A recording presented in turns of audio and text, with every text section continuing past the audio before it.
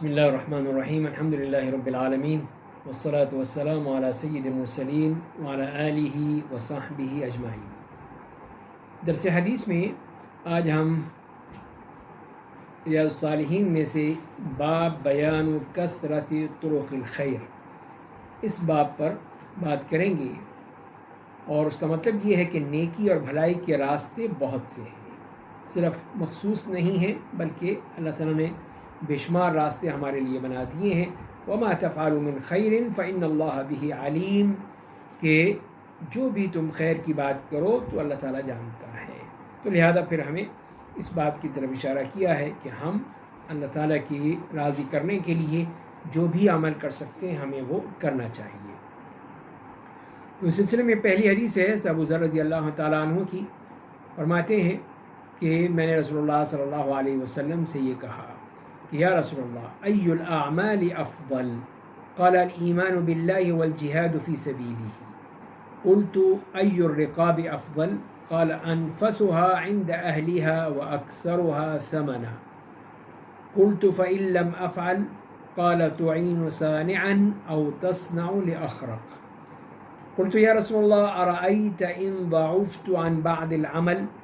قال تکف شرک عن الناس فإنها صدقة منک علی نفسک۔ صحیح بخاری اور مسلم کی یہ حدیث ہے کہ جس میں حضرت ابو ذر بیان کرتے ہیں کہ میں نے یہ عرض کیا کہ اللہ کے رسول صلی اللہ علیہ وسلم کون سا عمل سب سے افضل ہے؟ آپ نے فرمایا کہ اللہ تعالیٰ پر ایمان رکھنا اور اس کی راہ میں جہاد کرنا۔ میں نے عرض کیا کہ کون سا غلام آزاد کرنا بہتر ہے؟ آپ نے فرمایا جو اپنے گھر والے یعنی مالک کے ہاں سب سے زیادہ نفیس اور زیادہ قیمتی ہو۔ میں نے کہا اگر یہ میں نہ کر سکوں، آپ نے فرمایا کسی کاریگر کی اعانت کر دو یا پھر کسی بے ہنر کا کام کر دو۔ تو میں نے عرض کیا کہ اللہ کے رسول صلی اللہ علیہ وسلم مجھے یہ بتائیے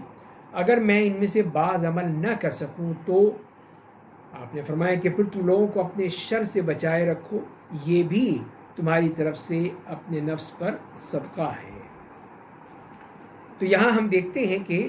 نبی کریم صلی اللہ علیہ وسلم نے کتنی ہی باتیں فرما دی اور ان اعمال کا اور ان نیکیوں کا ذکر فرما دیا جو کہ انسان کو اس کا خیال رکھنا چاہیے، کرنی چاہیے۔ تو سب سے پہلی بات تو یہ ہے کہ اللہ تعالیٰ پر ایمان ہے اور توحید کا اقرار ہے، تو یہ بنیاد ہے، اساس ہے اس بات کی کہ عمل انشاءاللہ قبول ہوگا۔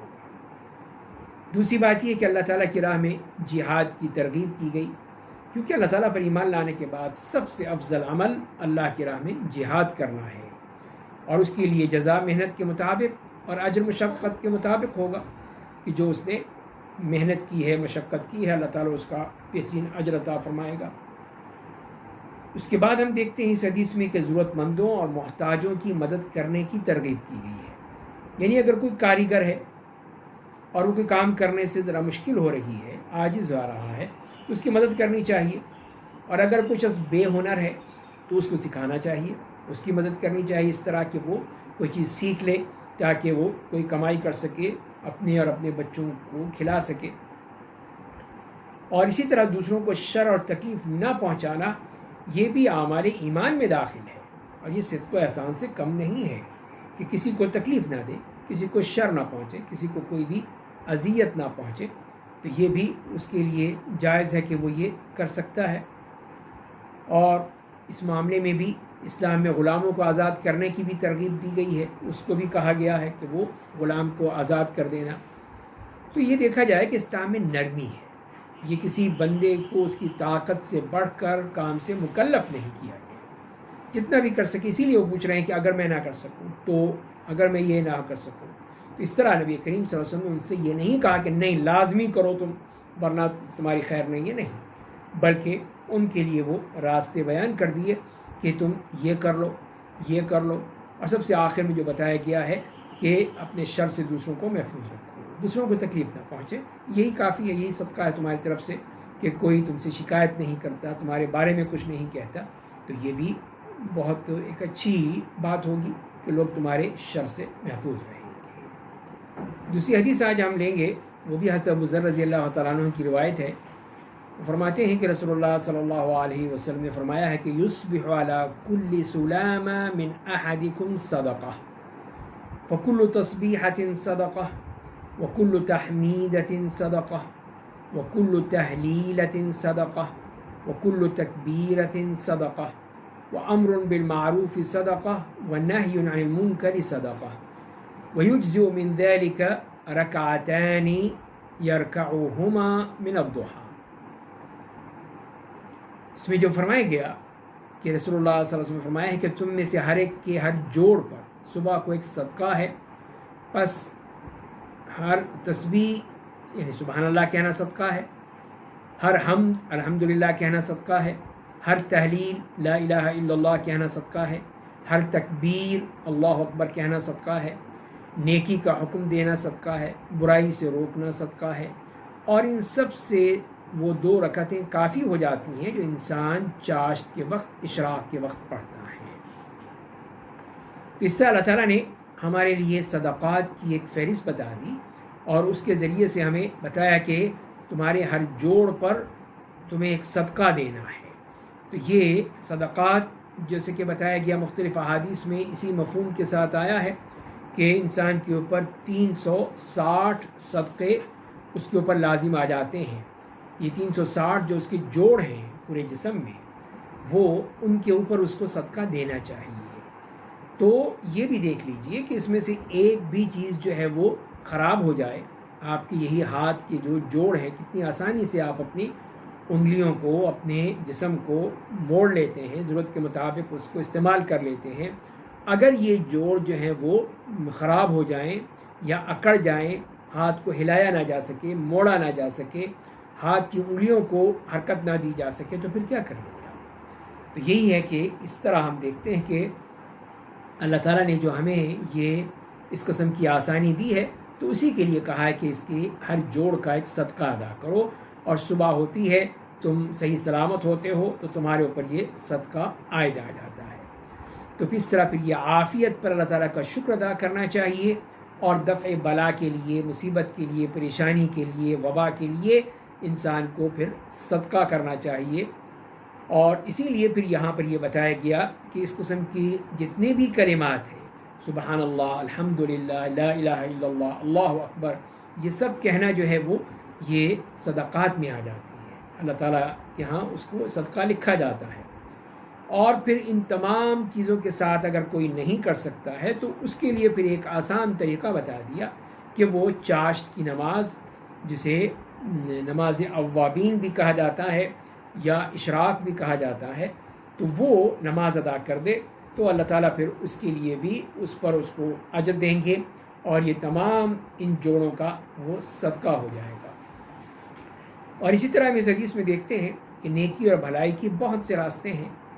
اس میں ذکر الہی ہے، امر بالمعروف ہے، والنہی عن المنکر ہے،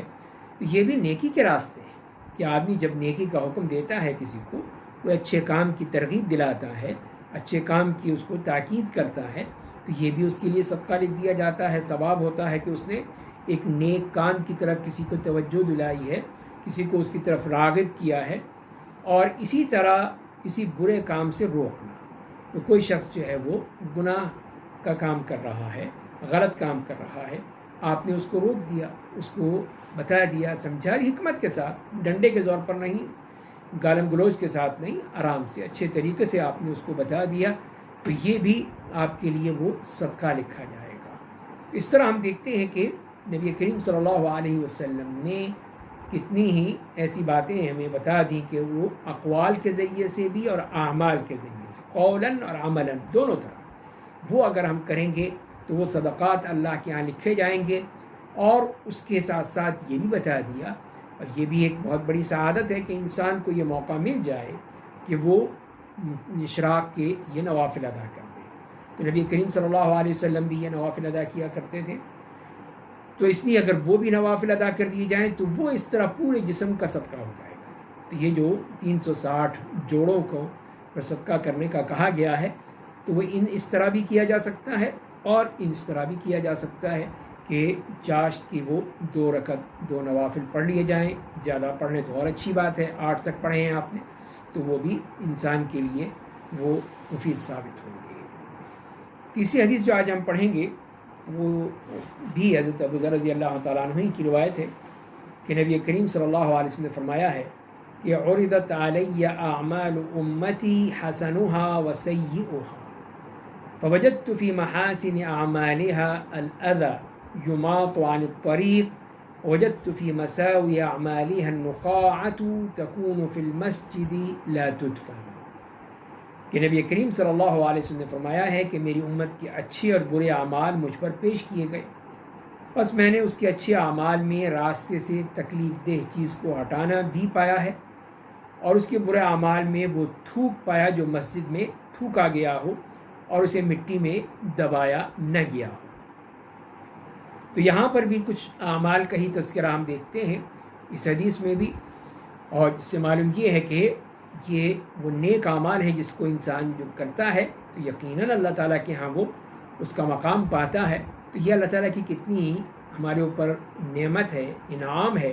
کہ اس نے اپنی امت کے اعمال سے ہمیں مطلع فرما دیا، جو رسول اللہ صلی اللہ علیہ وسلم کی امت ہے اس کے اعمال سے مطلع فرما دیا۔ تو اعمال اچھے بھی ہوتے ہیں اور برے بھی ہوتے ہیں،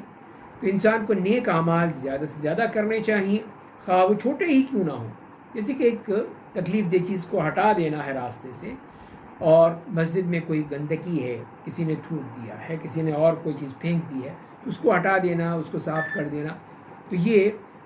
چھوٹی وہ چیزیں ہیں لیکن اس کے باوجود جو ہیں وہ بہت ہی انسان کے لیے مفید ہے کہ انسان اس بات کا خیال رکھے کہ ان چھوٹی چھوٹی نیکیوں کے ذریعے سے اللہ کو راضی کر لے، اللہ تعالیٰ اس سے خوش ہو جائیں، اور لوگوں کو فائدہ پہنچانے اور ان کو مصلحت والے کاموں کی ترغیب دینی چاہیے، نقصان والے کاموں سے بچانا چاہیے، یہی تو امر بالمعروف اور نہی عن المنکر ہے۔ اسی طرح پھر مساجد کا احترام، یہ بھی ہمیں معلوم ہوتا ہے کہ اس میں کسی قسم کا کوڑا کرکٹ ہے، تھوک و بلغم ہے، بول و براز ہے، ان تمام چیزوں سے اس کو پاک ہونا چاہیے، اور ان کے آداب کا ملحوظ رکھنا چاہیے کہ مسجد جو ہے بالکل صاف ستھری ہو، اس میں کسی قسم کی کوئی بھی ایسی گندگی نہ ہو جس سے لوگوں کو گھن آئے، لوگ اس میں پریشان ہوں اور لوگ اس سے مسجد میں آنا پسند نہ کریں۔ تو مسجد کو اتنا شاندار، صاف ستھرا، خوبصورت ہونا چاہیے کہ لوگ خوشی سے آئیں کہ یہاں پہ کسی قسم کی کوئی بدبو یا گندگی نہیں ہے۔ اسی لیے ہم دیکھتے ہیں کہ نبی کریم صلی اللہ علیہ وسلم نے اس کی جو ہوا ہے، اس کا جو ماحول ہے، اس کو بھی پاک رکھنے کا حکم دیا ہے کہ اگر کوئی شخص پیاز کھا کر آیا ہے یا کوئی بدبودار چیز کھا کر آیا ہے یا سگریٹ پی کر آیا ہے تو اس کو بھی مسجد میں نہیں آنا چاہیے، جیسے کہ خاص طور پہ پیاز، لہسن، ان چیزوں کے بارے میں آپ نے فرمایا کہ جو کچی پیاز یا کچا لہسن کھا کر آتا ہے تو وہ منہ سے بو آئے گی، اور یہی چیز لوگوں کو بھی برا لگتی ہے، فرشتوں کو بھی بری لگتی ہے۔ اور آج کل کے دور میں یہ سگریٹ کا استعمال بھی یہ اسی ضمن میں آتا ہے کہ اس طرح آدمی وہ آئے اور یہ چیزیں کھا کر یا اس طرح سگریٹ پی کر آئے اور پھر وہ اپنے سانس سے اس کی جو بو ہے لوگوں میں پھیلے، تو یہ اچھی بات نہیں ہے۔ مسجد کو اس سے بالکل ہی پاک ہونا چاہیے۔ اسی طرح مسلمانوں کے راستے میں جو تکلیف دہ چیزیں ہیں ان کو دور کرنا چاہیے، بھی ایمان کا حصہ ہے۔ کوئی پتھر ہے، کوئی روڑا ہے، کوئی گندگی ہے، کوئی رکاوٹ ہے، اس کو ہٹایا جائے، اس کو ہٹا دیا جائے تاکہ لوگ آرام سے گزر سکیں، اس میں لوگوں کے لیے پریشانی نہ ہو۔ تو یہ بھی ہمیں سمجھ لینا چاہیے کہ اس قسم کی رکاوٹ کھڑی کرنا یہ غلط بات ہے